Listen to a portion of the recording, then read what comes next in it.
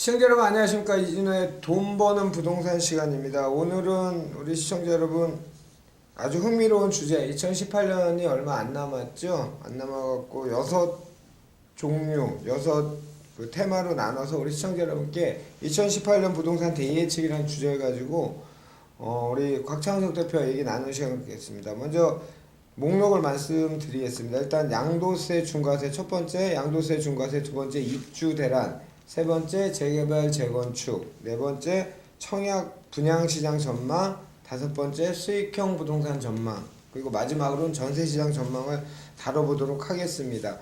그런데 나라가 참 뒤숭숭합니다. 여러가지 뭐 정책적인 문제도 부동산도 그렇지만 오늘이 사실은 수능 예정일이었죠. 연기가 됐으니까 예정일이라고 하는 게 맞는 것 같습니다. 사상 초유의 자연재해로 인해서 수능이 연기된 건 처음인데요.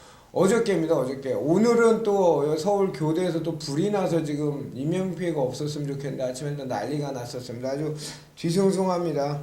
예전에 뭐 그런 얘기들이 있었죠. 이런 자연재해나 인적재해가 났을 때는 국가에 뭐 변고가 있을 때 이런 일들이 자꾸 벌어진다고 하는데 없기를 바라겠습니다. 자, 오늘 같이 하실 분 소개해드리겠습니다. 주식회사 도시화공간 곽창석 대표 나오셨습니다. 안녕하십니까? 예, 안녕하십니까. 제 얘기 맞죠? 이 자연재해, 인적재해가 계속 터지는데요. 글쎄 뭐 참사로 안 이어지기를 바라는 거죠. 아침에 대단히 연기가 많이 나 걱정됩니다.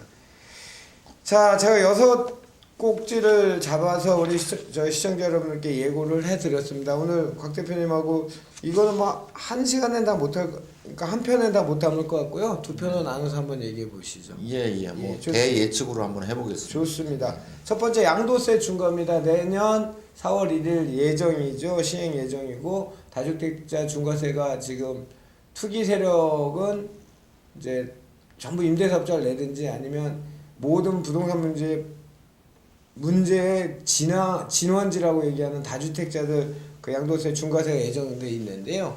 자, 뭐 한번 말문 열어보시죠. 양도세 중과세는 이번 올해 이제 8.2 대책에서 예고가 정부안이 나와서 예고가 됐죠. 네. 근데 이제 세금에 관련된 거는 뭐 아시다시피 국회에 그 법안이 통과돼야 시행이 되는 거고요. 그렇죠. 그래서 현재 국회에서 계류 중이고 뭐 아무리 늦어도 올해 내에는 국회에서 통과될 거로 예측은 하고 있습니다. 예. 근데 이제 과거에도 양도세 중과세를 했던 때가 있죠. 예. 가장 최근으로 따지면은 2003년도 12구 대책에서 양도세 중과안이 나왔고요. 예. 그때는 이제 2004년도부터 시행이 된 걸로 되어 있습니다. 예. 당시 이제 2004년도에는 2주택자, 그다음에 2005년부터는 본격적으로 3주택 이상에 대해서 그 중과세, 가산세까지 포함해서 66%, 최대 82.5%까지 중과되는 세제가 시행이 됐었고요. 그러니까 뭐 거의 그 당시에는 이렇게 뭐 중과되면은 남는 거가 거의 없기 때문에 해야 될 이유가 없었죠. 투자를 해야 될 이유가 없는 맞습니다. 그런 상황이었는데 지금도 또 마찬가지로 가산세 20% 포함하고요. 예. 그 일반과세 최대 세율 지금 40.8%인데 여기에다가 또 장기보유 특별공제까지 없어지면은 예컨대 뭐 서울에서 아파트를 장기간 20년 이상 보유하고 있었다. 예. 그런데 뭐 양도 차익이 한 10억쯤 생겼다. 예. 이러면은 중과세 당하면은 뭐 거의 한 그 세금이 6억 이상 나오는 그렇죠. 뭐 이런 그 세제가 되기 때문에 이게 이제 불러올 파장들이 있습니다.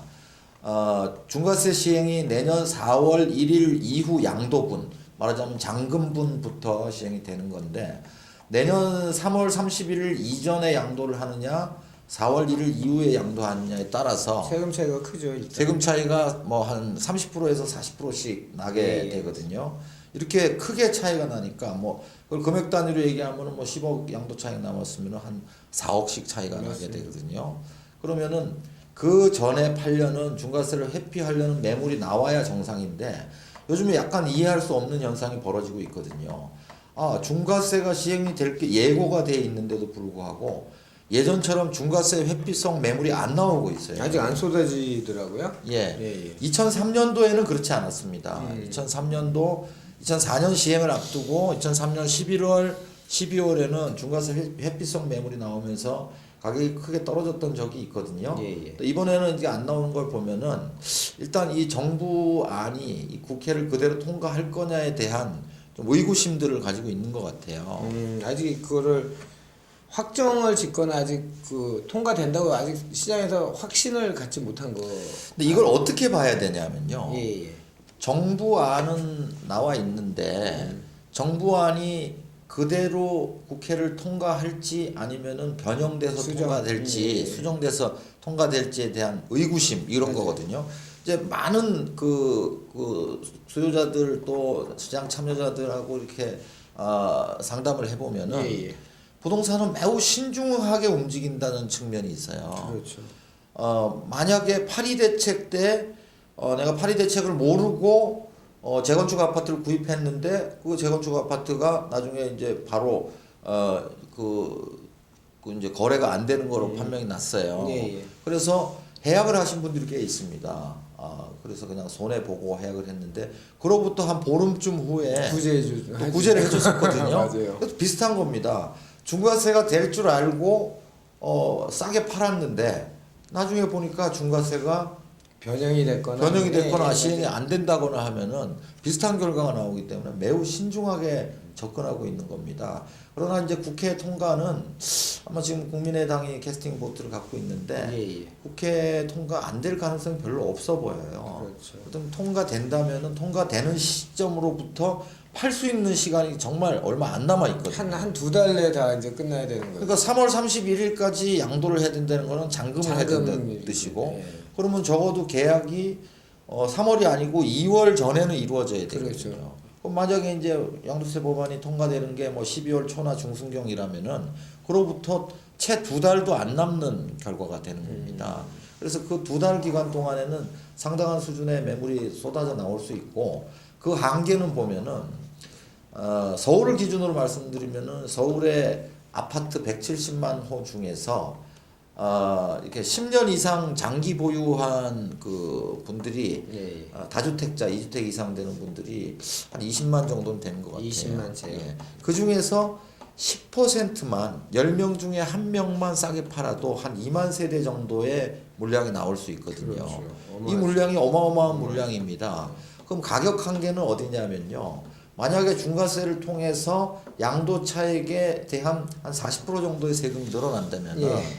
이게 이제 매매가에 대비해서는 한 20% 정도의 차이가 나거든요. 예, 예. 그러면 20%를 싸게 던질 거냐? 이건 아니라고 봐야 돼요. 음. 그 중간 정도 한 10% 정도는 싸게 파는 게 오히려 유리할 수 있기 때문에 그러니까 시세의 10% 정도 싸게 던지는 그렇죠. 거죠. 매매가의 매매가에 10% 정도를 싸게 던지는 물건이 충분히 나올 수 있는 환경이고요.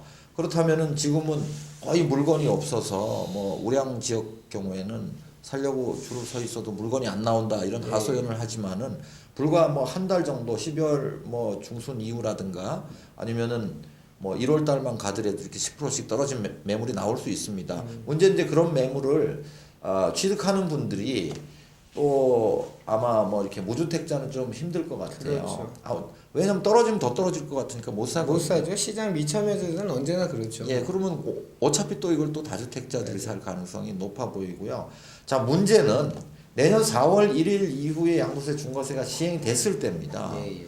이게 통상적으로 이제 나올 수 있는 물건이라는 거는 뭐 이렇게 뭐 장사가 망했다든가 돈이 필요하다든가 뭐 직장이 바뀌었다든가 이민을 간다든가 이렇게 해서 파는 물건들이 나와요. 그런데 투자자들 중에서 장기 보유했던 분들, 예. 전세를 놓고 있는 분들은 사실 팔아서 세금 내고 전세 돌려주고 나면은 이 남지가 않는 오히려 마이너스가 나는 상황이 내년 4월 1일 이후부터입니다.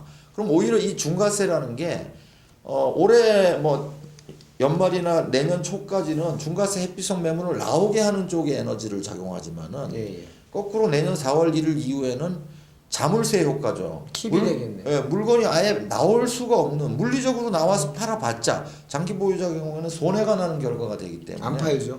팔 수가 없는 예, 거죠. 보유하고 있는. 말하자면 통장에 돈이 없으면은 세금 낼 돈이 없어 팔 수가 없는 그렇죠, 그렇죠. 이런 결과, 이런 락인 이펙트, 자물쇠 효과가 나오기 때문에 내년 4월 이후에는 물건 매물량이 확 줄어들면서 예, 예. 오히려 서울 같은 경우에는 상당한 강세로 돌았을 가능성이 높아 보이고요. 그래서 이 양도세 중과세라는 아주 이 큰 변화는 이제 1, 4분기에는 시장을 약세로 몰고 가고요. 예. 2, 4분기 이후에는 강세로 몰고 갈 가능성이 현재로 시장 가격 예. 가격 얘기하시는 거죠? 왜냐하면 구조적으로 매수자는 어떻게 움직이든지 간에 예. 매물량의 변화를 갖고 온다는 그렇죠. 거죠. 그래서 그런 1, 4분기와 2, 4분기 이후에 극명한 대조를 몰고 올 수 있는 그런 구조적인 문제를 안고 있다. 그 다음에 이제 이런 중과세 제도가 얼마나 오래 유지될 수 있느냐가 문제가 됩니다. 그렇죠. 근데 이제 중과세 제도는 이제 사실 다른 나라에는 없어요. 예. 주택 수가 많다고 해서 세금을 더 많이 물리는 이렇게 뭐 말하자면 거의 몰수에 가까운 세금을 물리는 그런 제도가 그 글로벌 스탠다드는 아니거든요. 그렇죠. 이건 이제 집값이 너무 많이 이제 올랐거나 오를 것이라고 예측하기 때문에 정책적인 세금이란 말이죠. 이 얘기는 집값이 안정되는 시기가 오면은 중과세는 풀린다고 봐야 됩니다. 그래서 그런 시기가 집값이 안정되는 시기가 이제 언제 올지는 뭐 확실히는 모르지만은 예. 뭐 과거의 사례를 봤을 때는 뭐 세계 경제의 흐름이라든가 주택의 수급 상황이라든가 이런 걸 봤을 때는 예. 그래도 한 7, 8년 정도는 지속되지 않을까 생각할 수 있거든요. 예. 그래서 그 한 뭐 2025년이나 뭐 이쯤 되면은 풀리지 않을까. 뭐 지금으로서 정확한 예측을 하기는 좀 어렵지만은 그렇죠. 그래서 그 기간 중에는 상당수는 이 중과세 때문에 이게 뭐 투자를 하기도 힘들지만 팔기도 힘든. 그렇죠. 그래서 거래량이 줄어들고 이게 거래량이 줄어들면은 차츰 이게 수요가 줄어드니까 여러 채 주택을 보유하기보다는 차라리 제대로 된 거 한 채로 가자는 그런 성향들이 강해질 거고요. 예. 그럼 이렇게 뭐 전세라든가 월세 이 그 주택 임차의 공급자 역할을 하고 있는 다주택자의 숫자가 줄어들면서 예.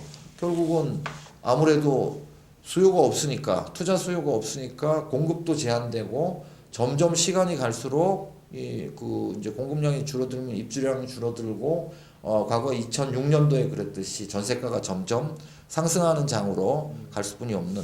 그렇다고 해서 정부가 지금 뭐 임대주택을 뭐 대거 공급한다든가 예. 이렇게 할 수 있는 땅이 있는 것도 아니고 현재 뭐 LH 공사가 뭐 적자 투성인데 그렇게 예, 하기도 맞아요. 어렵다는 그런 측면들 어제 때문에 뉴스 보니까 그 뭐 3년도 못 간 뉴스테이 정책에 대해서 또 나온 게 있더라고. 이게 뭐 정권이 바뀐다고 이렇게 백년지 대계라고 하는 게 보통 교육하고 주택 정책을 보통 얘기하잖아요. 그런 네. 것들이 민간 임대주택에 기치를 걸고 물론 이제 그 사이에 부작용도 많았지만 공급을 할 수 있는 거를 계속 공급을 하려는 찰나에 이걸 다 앞에 공공자를 붙인다고 하더라고요. 그 뉴스데이 한테도. 그럼 민간 사업자 누가 참여하겠습니까? 거기? LH 공사가 워낙 빚이 많으니까 많죠. 사실 임대주택을 공급하면은 뭐 채당 뭐 1억 가까운 손실들이 계속 예, 발생되거든요. 그래서 그건 이제 기업형 임대해서 민간에다가 그렇죠. 개인 다주택자를 양산하는 것보다는 예. 기업 쪽으로 넘기려고 했는데 이것도 뭐 이렇게 뭐 정권의 색채가 강하다 보니까 맞아요. 이렇게 안 하는 것 같은데 이게 앞으로 상당히 큰 문제를 발생시킬 것 공급 같습니다. 쪽엔 저는 아주 굉장히 큰 문제가 지금 발생을 이미 하고 있고 시간이 갈수록 그게 적체가 되면 이 비등점이 언제 터질지 모르겠지만 그렇게 오래 걸리지는 않을 것 같아요. 이 공급에 대해서. 그리고 가장 문제가 곽 대표님도 여러 차례 얘기하셨지만 이 새 집에 대한 수요는 전부 무과를 지금 하고 있는 거잖아요. 그냥 네 돈에 맞춰서 사. 그게 분양을 못 받으면 기존 주택 쪽에 엉갔는데 사. 이렇게 지금 시장을 그렇게 억누르고 있는데 초등학교 때 저도 이제 아이가 하나지 않습니까? 근데 지금은 25평 사는데 처음엔 애가 작을 때는 괜찮았단 말이죠. 그리고 아파트가 공공택지다 보니까 뭐 시설이 좀 안 좋더라도 위치가 좋아서 들어갔는데 이제는 아이가 크고 좀 많은 공간을 하다 보니까 새 집들을 자꾸 찾게 되지 않습니까? 또 구조 같은 것도 요즘은 잘 나오고 이러니까 그 수요는 전혀 무시한 주택 정책, 공급을 자꾸 억누르는 정책들이 왜 새 집을 못 갖게 하는지 전 이해를 못 하겠습니다. 공급 쪽에서는 뭐 문제가 생긴 게 최근의 문제가 아니에요. 그렇죠. 사실은 그 작년 이제 박근혜 정부 시절부터 14년부터 이제 택지 공급이 줄기 시작했잖아요. 택지 공급은 그랬고 이제 2015년도에는 집값이 좀 뛰니까 그동안 준비된 사업들이 많이 나왔어요. 예. 그런데 이제 내년에 뭐 입주 대란을 얘기를 하고는 있지만은 바로 이어지시죠. 예, 이주대. 이미 예. 2016년 하반기, 작년 하반기부터 사실 집단 대출이 거의 안 나왔어요. 그렇죠. 분양이 되더라도 집단 대출이 안 나왔기 때문에 그 여파가 이제 2019년도 한 하반기쯤 되면 나타나기 시작합니다. 무슨 얘기냐면 내년은 입주 대란을 걱정하지만은 벌써 그로부터 1년만 지나면은 19년 하반기부터는 다시 너무 입주량이 없어지는 거죠. 그런 현상이 바로 나타날 거예요. 그러니까 우리가 2000년대 초하고 지금하고 다른 점이 그겁니다. 2000년대 초에는 2000, 2001, 2002, 2003까지 상당히 꾸준한 기간 공급이 많은 상태에서 2004년도를 맞이하게 됐던 거고 이번에는 그게 아니고 2015년 한 해 반짝하고 공급이 많았고 16년부터 다시 줄어들었단 말이에요. 그러니까 이 입주량이 오래 지속되기는 힘들다는 거고 또 하나는 뭐냐면 그때는 이런 부동산 대책들이 순차적으로 나왔어요. 그렇죠. 처음에 좀 약한 강도를 냈다가 점점 강한 강도로 가면서 어느 정도는 공급이 이어졌었습니다. 근데 이번에는 그때 막 4번, 5번에 나왔던 대책의 내용을 한꺼번에 파리 대책에 묶어서 내놨기 때문에 사실 지금 공급자 입장에서는 내년도에 뭐 아파트를 새로 짓는 사업에 대한 계획을 세우기가 어려워요. 어렵죠. 왜냐하면 지금 대출도 다 묶어버렸죠. 또 투자도 못하게 하고 있죠. 이러면은 사실 뭐 돈을 들여가지고 아파트 땅을 사고 지을 땅 사고 인허가를 진행을 시켰는데 어느 날 가서 갑자기 넌 대출이 안 된다. 뭐 이런 식으로 나올 가능성이 있기 때문에 대출 안 되면은 사업 끝난 거죠. 그 지금 아까 집단 대출을 막은 게 11.3 대책 얘기하신 거죠? 그렇죠. 2016년. 근데 이 11.3 대책 가계부채 대책인데 이 가계부채 대책은 물론 잡아야 되는 건 맞지만 지금 영국 우리가 최고 선진국이라고 영국 같은 경우는 5%만 계약금을 내고 80% 대출을 해주고 왜냐하면 젊은 사람들이 돈이 없는데 미래 성장 가치가 있는 사람은 그 돈을 어쨌든 월세 살면 그 돈을 내야 되지 않습니까? 낼 수 있으니까 그렇게 시스템화가 돼 있는데 유독 이렇게 적대시를 하면서 이렇게까지 이렇게 공급이나 내 집 마련을 이렇게 막는 정책들이 과연 주거복지 정책인지 정말 박 대표님과 늘 그런 얘기하면서 답답하고 막 둘이 뭐 소주 한잔 먹으면서 얘기하면 뭐 목소리가 한도 끝도 없이 커지고 하는 주제들이 이런 주제들인 것 같습니다. 그 입주 대란 문제는 박 대표님도 피해자이시기도 하지만 이 언론 매체 프레임 형성이 또 가장 큰 영향을 하는 것 같아요. 지금 보니까. 입주 대란 얘기는 뭐 어제 오늘 얘기가 아니고요. 계속 있었죠. 2015년도에 좀 공급 물량이 늘어나니까 15년 한 4, 4분기경부터 이제 18년 입주 대란 얘기들이 나오기 시작한 것 같아요. 그래서 뭐 전국적으로는 몇 년간 뭐 100만 가구가 공급되고 뭐 수도권에서만 해도 뭐 그 한 20만 가구 이상이 입주를 하고 그렇게 해서 뭐 전년 뭐 2012년 뭐 13년에 비하면은 2배 이상 입주량이 늘어난다. 이런 프레임을 만들어서 그런 이제 보도를 많이 하니까 이제 18년도에 입주 대란에 대한 공포들이 굉장히 커져 있는 상황이고요. 또 지금 올해도 연말로 갈수록 언론 매체들이 계속 뭐 내년에 입주 대란 일어난다. 전문가들도 그런 얘기들을 하는데 글쎄요. 그거는 이제 정도의 문제인 것 같습니다. 사실 보면은 우리가 현재 뭐 인구가 감소하거나 가구가 감소하는 그 국가는 아니에요. 아니죠.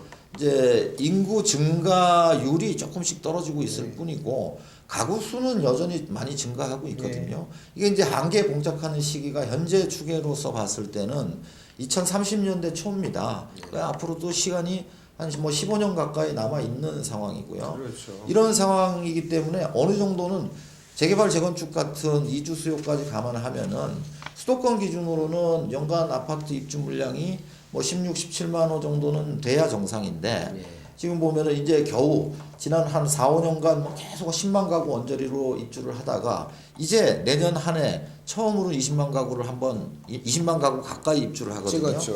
근데 그걸 자꾸 비교를 아주 극소하게 적었던 걸 기준으로 해서 많다고 얘기를 하니까 입주 대란을 얘기하는데 제가 볼 땐 그렇지 않습니다. 지금 지금 뭐 서울이라든가 서울 위성 도시들의 그 재건축 재개발 이런 이주 수요를 감안한다면은 내년에 20만 호의 입주라는 거는 그렇게 역전세난을 크게 일으킬 만한 수치는 저는 아니라고 보거든요. 물론 또 일으킬 수도 있죠. 근데 이제 뭐 예를 들면 표현이 적절할지 모르겠지만 저희가 고속도로 경부 타면 처음에 무슨 아이시죠? 맨 처음에 나오는 게 만남의 광장. 네, 만남의 광장. 거기 가면 차 다 막히잖아요. 거기다 또 순차적으로 빠지는 거는 자연스러운 거고 그 정도라고 저도 생각이 들거든요.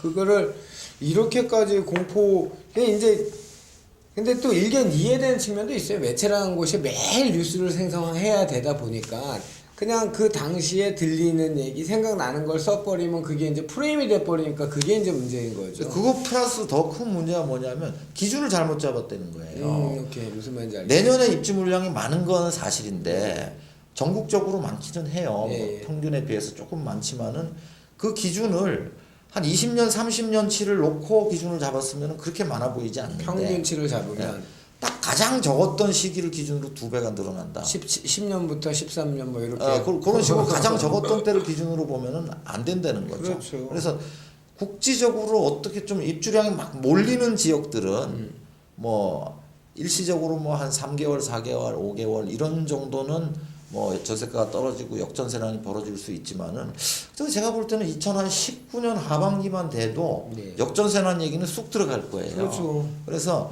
너무 지나치게 입주대란의 공포 때문에 막 투매로 던진다거나 뭐 더 싸게 나오기를 이제 집값 뭐 폭락 반토막 났다 이런 식의 극단적인 뭐 생각을 한다든가 극단적인 선택은 안 했으면 좋겠어요. 좋습니다. 두 번째 주제였습니다. 공급과잉 입주 대란까지 얘기 다뤘고요.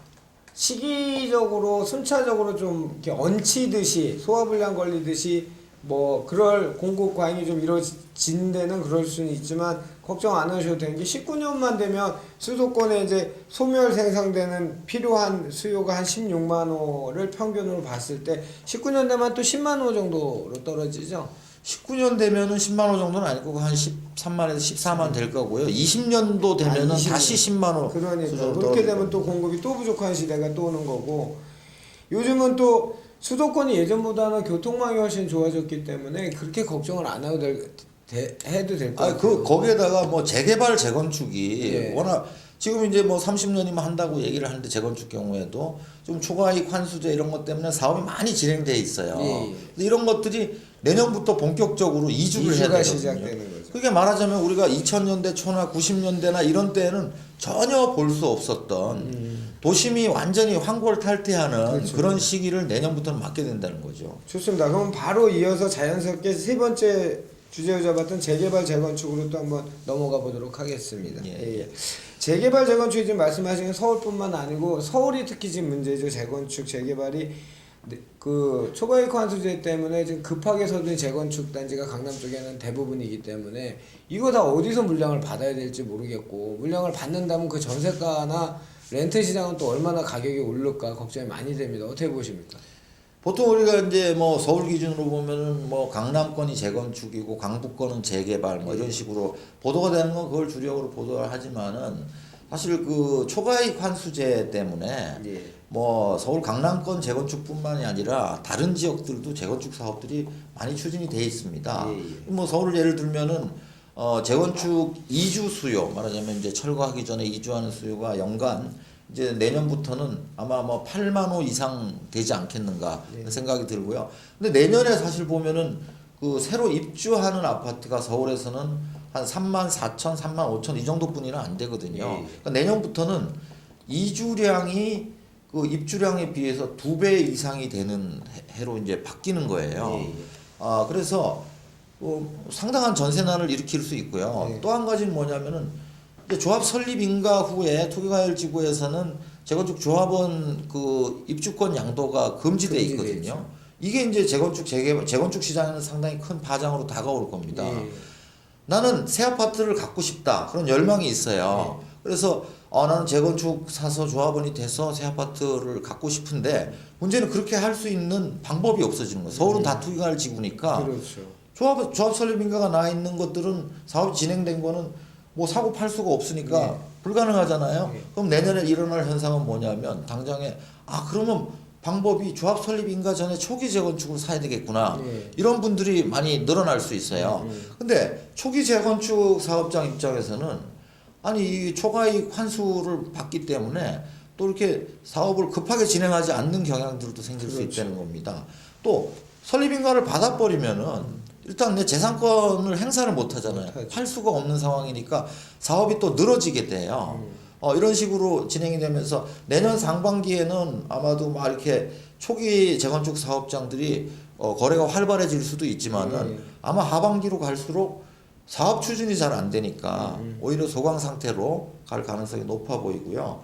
재개발 사업장의 경우에는 지금 뭐 여러 가지 예전에 10년 전부터 재개발을 진행했는데 예. 아직 결론을 못 보고 있는 사업장들이 상당히 많아요. 예, 뭐 관리처분 못 갔거나 관리처분 갔는데 뭐 시공사 선정해서 진행을 했는데 이 시공사가 뭐 중간에 부도가 난다거나 여러 가지 사안들이 있거든요. 비대위하고 다툼이 있는 예. 것들도 많고. 아니 그러니까 강북의 최대 갑지라고 하는 한남 그 제촉지구가 2003년 이후에 이제 얼마 전에 건축 심의 받은 게 얼마 안 됐잖아요. 그러니까 그렇게 좋은 사업장들도 그렇게 문제가 있어서 자꾸 보도가 되는 것들은 그렇게 사업이 잘 진행되는 아주 극소수의 사업장들이 보도가 되고 있죠. 그것도 14년 걸렸어요. 잘 되는데도. 그러니까 앞으로 이런 재건축 재개발들이 이제 초과이익 환수제 때문에 막 사업을 서둘렀던 데들 중에서 예. 조합원들이 의사가 잘 맞아서 진행되는 곳들은 빨리 진행될 수도 그렇죠. 있지만은 그렇지 않은 사업장들은 내년부터 이해관계가 갈리는 거예요. 재건축 경우에는 오히려 사업을 진행하지 않고 3년만 버티면 예. 재산권 행사를 할 수 있잖아요. 그렇죠. 팔 수 있죠. 네. 예외 조항으로. 또 재개발 사업장들은 또 어떤 문제에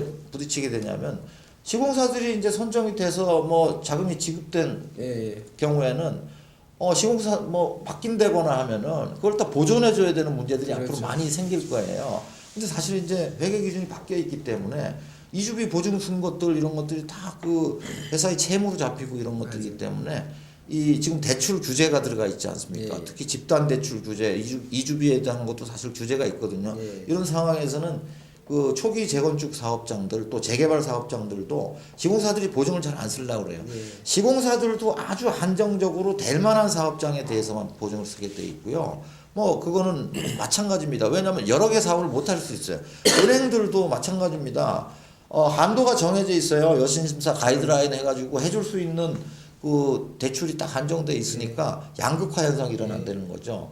괜찮은 곳들, 입지가 우수한 강남권 이런 데들은 사업이 빨리 진행될 수 있는데 그렇지 않은 사업장들은 내년에도 크게 재개발, 재건축이 활성화되기는 좀 어렵지 않겠나 하는 생각이 듭니다. 그래요. 하여튼 원칙은 뭐 우리 시청자들이 다 좋은 지역에 누구나 오고 싶어하는 지역에 집을 마련하고 살 수 있으면 참 좋겠지만 그런 지역도 한정돼 있고 공급도 한정돼 있으면 차선, 차차선을 찾아야 되는데 차선, 차차선조차도 이렇게 막는 시스템이 참 너무 답답합니다. 그리고 세상에 초과이익 환수제 같은 모르겠습니다. 저보다 더 공부 많이 하신 분들이 만들고 시행하려는 것 같지만 저 개인적으로는 도대체 말도 안 되는 법이라고 이 제도라고 저는 생각을 하거든요. 어떤 말로도 잘 설명이 안 돼요. 미실현이익에 대해서 어떻게 왜 또 돈을 받습니까? 저는 도대체 이해가 안 됩니다. 그거는 지금 한국적인 어떤 정의관념인 것 같아요. 시세가 오르면은 이익이 실현된 거로 간주해버리는. 떨어지면 또 어떻게 해요? 돌려줘요? 그러니까요. 시세가 오른 게 돈을 번 건 아니잖아요. 그럼요. 시세라는 건 올랐다가 떨어질 수 있는 그럼요. 건데 저는 그 부분은 도저히 이해가 안 가요. 저도 안 됩니다. 예. 하여튼 이해가 잘 안 된 두 남자가 계속 진행하고 있습니다. 자, 첫 번째 양도세 중과세, 두 번째 입주대란, 세 번째 재개발 재건축 전망까지 해봤고요. 잠깐 쉬었다가 네 번째, 다섯 번째 청약 분양시장, 그다음에 수익형 부동산 전망, 그리고 전세장 전망 이어서 오도록 하겠습니다. 채널 고정해 주십시오.